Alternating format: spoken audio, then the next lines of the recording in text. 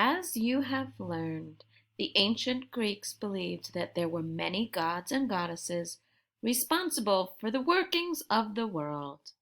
There was Poseidon, the god of the sea, Ares, the god of war, Aphrodite, the goddess of love, to name a few. Demeter was the goddess of the harvest and farming.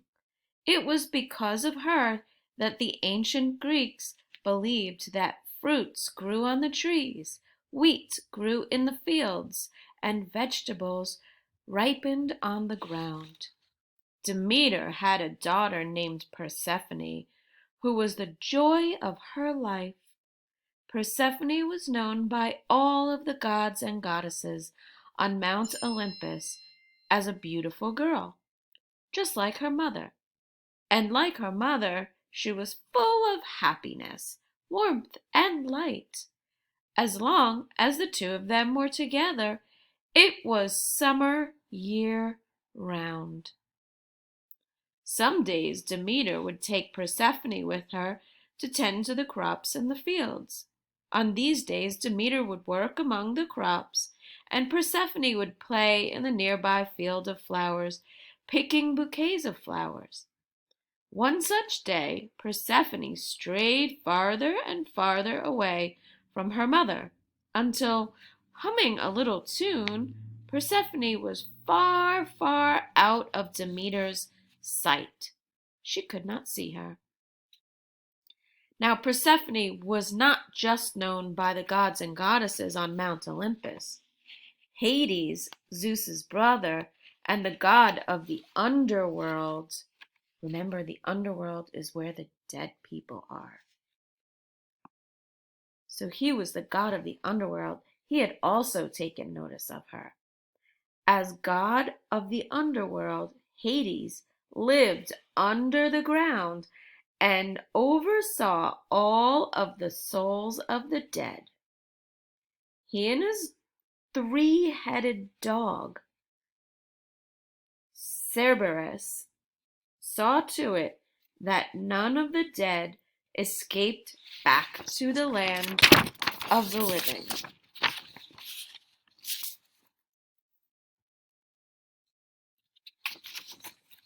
Hades had fallen in love with Persephone, and the king of the underworld wanted to make her his queen. On that day, as Persephone drifted away from her mother, Hades harnessed his 4 black horses to his golden chariot. As Persephone bent to pick up one last flower, she could hear the faint sounds of hooves beating. Persephone stood up and looked around. As she did, Hades tore open the ground that separated the underworld from the land of the living, and he grabbed Persephone. He spirited her away back to the underworld in his chariot. So this right here, boys and girls, is a chariot. That's just like a wagon that the horses pull behind them.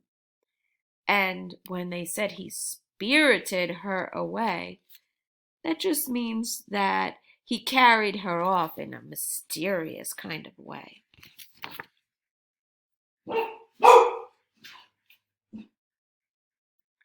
As the sun began to set, Demeter finally stopped her work in the fields.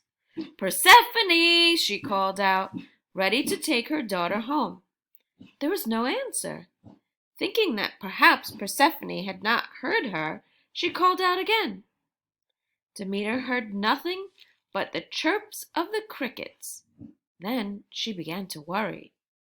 Demeter searched all night long, calling for her daughter, but no matter where she looked or how loudly she called, she could not find Persephone. As the night wore on, Demeter began to look older. Wrinkles formed on her face. Her body got crooked, and she moved more and more slowly.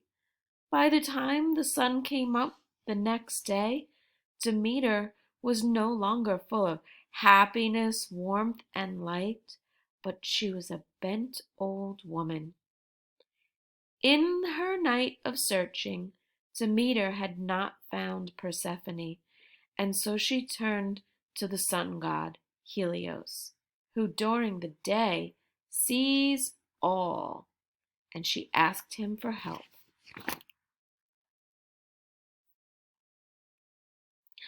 "O Helios," Demeter said, "have you seen my daughter Persephone? Do you know where she has gone?" "Hades has taken her down to the underworld to be his queen," Helios replied. Upon hearing this, Demeter began to despair.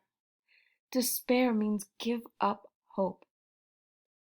How was she able to retrieve or get her daughter back now?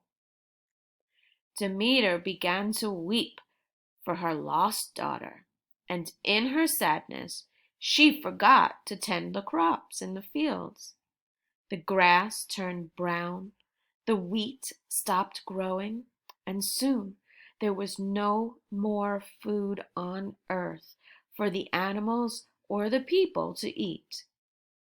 Every tree, vine, and field was empty.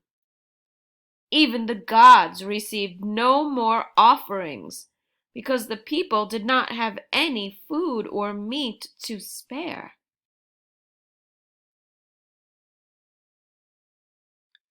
After some time, Zeus knew that the people would starve if something was not done. Only gods and goddesses could go to the underworld and then leave again. So Zeus traveled to the underworld to persuade or try to talk Hades into letting Persephone go.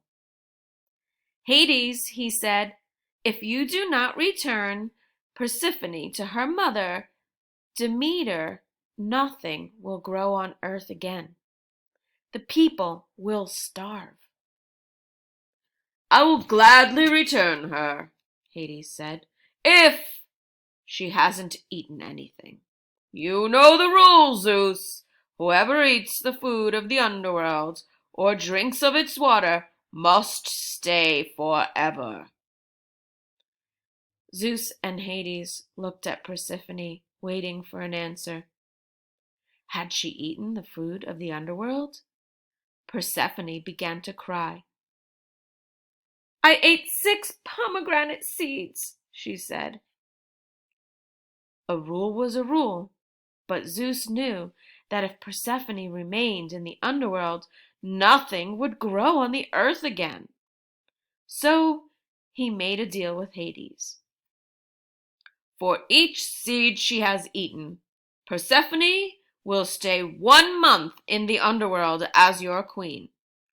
For the rest of the year, however, she will live on earth with her mother Demeter."